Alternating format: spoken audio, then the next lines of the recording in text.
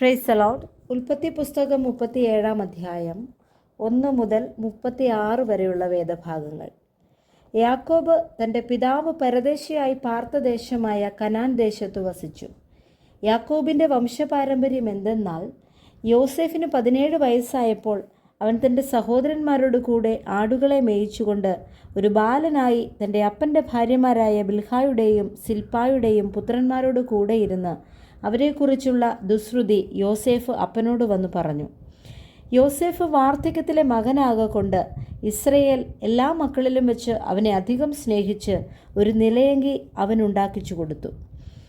അപ്പൻ തങ്ങളെ എല്ലാവരേക്കാളും അവനെ അധികം സ്നേഹിക്കുന്നുവെന്ന് അവൻ്റെ സഹോദരന്മാർ കണ്ടിട്ട് അവനെ പകച്ചു. അവനോട് സമാധാനമായി സംസാരിപ്പാൻ അവർക്ക് കഴിഞ്ഞില്ല. യോസേഫ് ഒരു സ്വപ്നം കണ്ടു. അത് തൻ്റെ സഹോദരന്മാരോട് അറിയിച്ചതുകൊണ്ട് അവർ അവനെ പിന്നെയും അധികം പകച്ചു.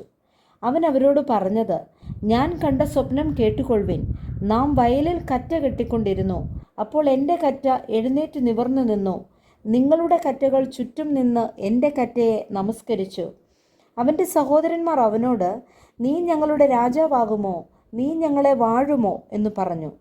അവൻ്റെ സ്വപ്നങ്ങൾ നിമിത്തവും അവൻ്റെ വാക്കു നിമിത്തവും അവനെ പിന്നെയും അധികം ദ്വേഷിച്ചു. അവൻ മറ്റൊരു സ്വപ്നം കണ്ടു തൻ്റെ സഹോദരന്മാരോട് അറിയിച്ചു, ഞാൻ പിന്നെയും ഒരു സ്വപ്നം കണ്ടു. സൂര്യനും ചന്ദ്രനും 11 നക്ഷത്രങ്ങളും എന്നെ നമസ്കരിച്ചു എന്ന് പറഞ്ഞു.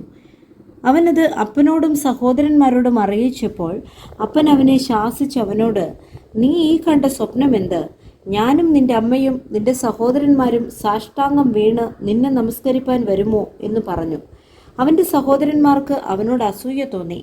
അപ്പനോ ഈ വാക്ക് മനസ്സിൽ സംഗ്രഹിച്ചു. അവൻ്റെ സഹോദരന്മാർ അപ്പൻ്റെ ആടുകളെ മേയ്പ്പാൻ ശേഖേമിൽ പോയിരുന്നു. ഇസ്രയേൽ യോസേഫിനോട്, നിന്റെ സഹോദരന്മാർ ശേഖേമിൽ ആട് മേയ്ക്കുന്നുണ്ടല്ലോ, വരിക, ഞാൻ നിന്നെ അവരുടെ അടുക്കൽ അയക്കും എന്ന് പറഞ്ഞതിന് അവൻ അവനോട്, ഞാൻ പോകാം എന്ന് പറഞ്ഞു. അവൻ അവനോട്, നീ ചെന്ന് നിന്റെ സഹോദരന്മാർക്ക് സുഖം തന്നെയോ, ആടുകൾ നന്നായിരിക്കുന്നുവോ എന്ന് നോക്കി വന്ന് വസ്തുത അറിയിക്കണമെന്ന് പറഞ്ഞ് ഹെബ്രോൻ താഴ്വരയിൽ നിന്ന് അവനെ അയച്ചു.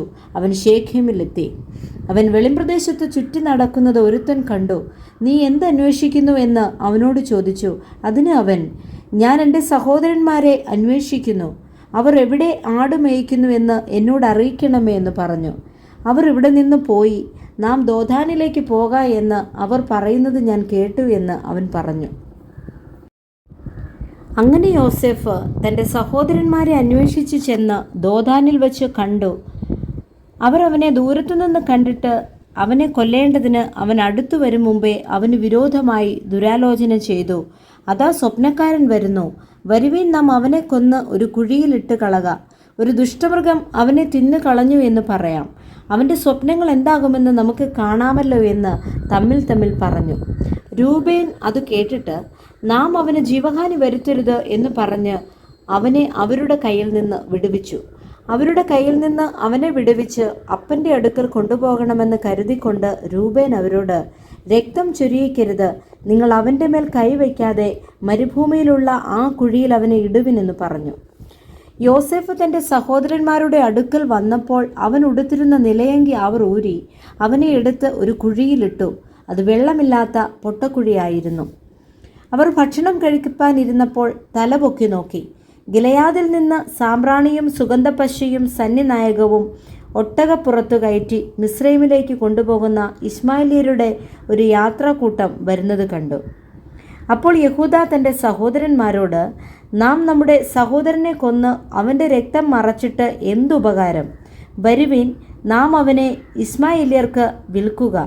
നാം അവൻ്റെ മേൽ കൈവയ്ക്കരുത്. അവൻ നമ്മുടെ സഹോദരനും നമ്മുടെ മാംസവുമല്ലോ എന്ന് പറഞ്ഞു. അവൻ്റെ സഹോദരന്മാർ അതിന് സമ്മതിച്ചു. മിദ്യാന്യ കച്ചവടക്കാർ കടന്നു പോകുമ്പോൾ അവർ യോസേഫിനെ കുഴിയിൽ നിന്ന് വലിച്ചു കയറ്റി ഇശ്മായേല്യർക്ക് 20 വെള്ളിക്കാശിന് വിറ്റു. അവർ യോസേഫിനെ മിസ്രൈമിലേക്ക് കൊണ്ടുപോയി. രൂബേൻ തിരികെ കുഴിയുടെ അടുക്കൽ ചെന്നപ്പോൾ യോസെഫ് കുഴിയിലില്ല എന്ന് കണ്ട് തൻ്റെ വസ്ത്രം കീറി സഹോദരന്മാരുടെ അടുക്കൽ വന്നു, ബാലനെ കാണുന്നില്ലല്ലോ, ഞാൻ ഇനി എവിടെ പോകേണ്ടു എന്ന് പറഞ്ഞു.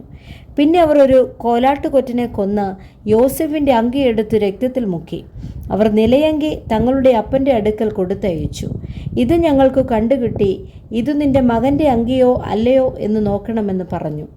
അവനത് തിരിച്ചറിഞ്ഞു, ഇത് എൻ്റെ മകൻ്റെ അങ്കി തന്നെ. ഒരു ദുഷ്ടമൃഗം അവനെ തിന്നുകളഞ്ഞു, യോസെഫിനെ പറിച്ചു കീറിപ്പോയി എന്ന് പറഞ്ഞു. യാക്കോബ് വസ്ത്രം കീറി അരയിൽ രട്ടുശീല ചുറ്റി ഏറിയ നാൾ തൻ്റെ മകനെ ചൊല്ലി ദുഃഖിച്ചുകൊണ്ടിരുന്നു. അവൻ്റെ പുത്രന്മാരും പുത്രിമാരും എല്ലാം അവനെ ആശ്വസിപ്പിക്കാൻ വന്നു. അവനോ ആശ്വാസം കൈക്കൊള്ളുവാൻ മനസ്സില്ലാതെ, ഞാൻ ദുഃഖത്തോടെ എൻ്റെ മകൻ്റെ അടുക്കൽ പാതാളത്തിൽ ഇറങ്ങുമെന്ന് പറഞ്ഞു. ഇങ്ങനെ അവൻ്റെ അപ്പൻ അവനെക്കുറിച്ച് കരഞ്ഞുകൊണ്ടിരുന്നു. എന്നാൽ മിദ്യാന്യർ അവനെ മിസ്രയീമിൽ ഫറവോൻ്റെ ഒരു ഉദ്യോഗസ്ഥനായി അകമ്പടി നായകനായ പോത്തിഫറിന് വിറ്റു. Praise the Lord. ഈ വചനങ്ങളാൽ കർത്താവ് നമ്മളെ ധാരാളമായി അനുഗ്രഹിക്കട്ടെ.